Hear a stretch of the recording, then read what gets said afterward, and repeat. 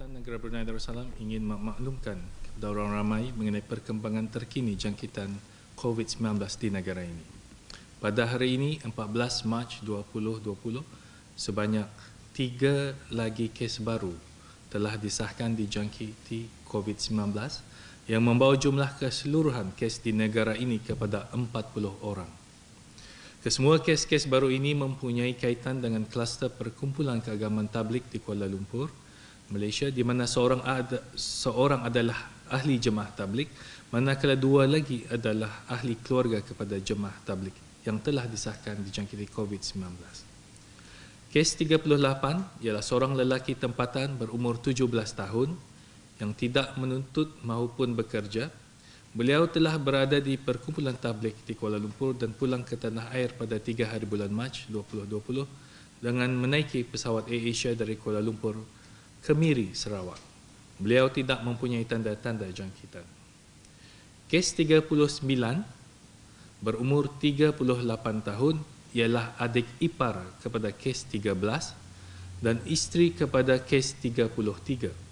Beliau telah menghadiri makan malam keluarga bersama kes 13 dan kes 33 pada 4 hari bulan Mac 2020. Beliau tidak mempunyai sejarah perjalanan ke Kuala Lumpur dan tidak mempunyai tanda-tanda penyakit. Kes 40 berumur 9 bulan adalah anak perempuan kepada kes 15 yang tidak mempunyai sejarah perjalanan ke Kuala Lumpur dan tidak mempunyai tanda-tanda jangkitan. Kementerian Kesihatan ingin memaklumkan kepada orang ramai bahawa alhamdulillah kesemua kes-kes yang sedang dirawat di Pusat Pengasingan Kebangsaan adalah berada di dalam keadaan baik dan stabil, tidak menghidap demam panas pada masa ini dan tidak memerlukan alat bantuan pernafasan. Kementerian Kesihatan masih giat menjalankan penyiasatan kontak bagi setiap kes.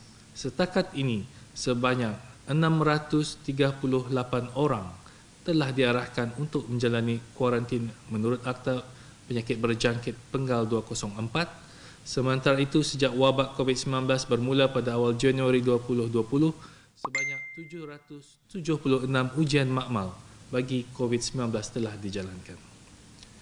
Kementerian Kesihatan ingin memaklumkan orang ramai bahawa kesemua warga tempatan yang telah menghadiri perkumpulan tabligh di Kuala Lumpur telah dapat dikesan. Daripada jumlah keseluruhan seramai 85 orang, 76 telah kembali ke tanah air dan telah menjalani ujian makmal bagi COVID-19, di mana 19 orang didapati positif dan 57 orang negatif. Sementara itu, seramai 9 orang masih berada di Kuala Lumpur, Malaysia, di mana 8 orang daripadanya sedang menjalani kuarantin dan masih menunggu keputusan makmal bagi COVID-19, manakala seorang penuntut warga Brunei yang telah didapati negatif bagi ujian makmal COVID-19 sedang menjalani kuarantin di Hospital Sungai Buloh, Selangor. Orang ramai, khususnya jemaah tabligh, adalah diingatkan untuk tidak menyertai mana-mana perkumpulan tabligh besar-besaran buat masa ini, termasuk perkumpulan tabligh yang akan diadakan pada 19 hingga 22 Mac 2020 di Makato, Sulawesi Selatan, Indonesia. Kementerian Kesihatan ingin mengingatkan orang ramai bahawa walaupun jumlah kes baru pada hari ini tidak menunjukkan banyak peningkatan, kebanyakan kontak masih menjalani kuarantin dan terdapat kemungkinan kes-kes positif baru akan dikesan. Dalam pada itu, trend penularan jangkitan di negara-negara lain di seluruh dunia juga telah menunjukkan peningkatan yang drastik, dan walaupun keadaan COVID-19 di negara ini adalah terkawal, risiko kemasukan dan penularan virus tersebut di negara ini masih wujud.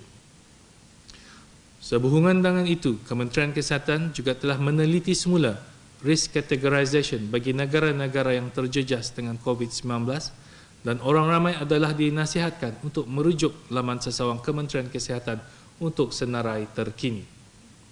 Untuk maklumat lanjut dan perkembangan terkini, orang ramai bolehlah melayari.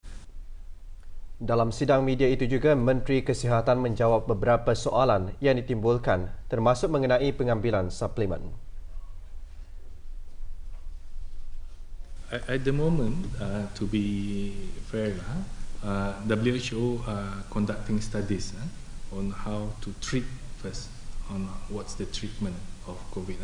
So you all probably heard about some HIV drug, the new antiviral drug, ada pasal ubat malaria, ada pasal traditional Chinese medicine. So those studies are being carried out in China, especially under the guidance of WHO. That's for treatment. But in terms of supplement, because if you want to do it, because in science it must be backed by evidence base.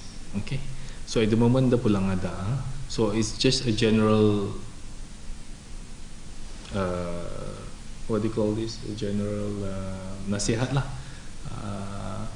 Because if vitamin C and things like that helps to improve your immune system. So, and there's no harm if you take appropriately. So, albeit you may. Dengan itu sekian berita. Assalamualaikum warahmatullahi wabarakatuh.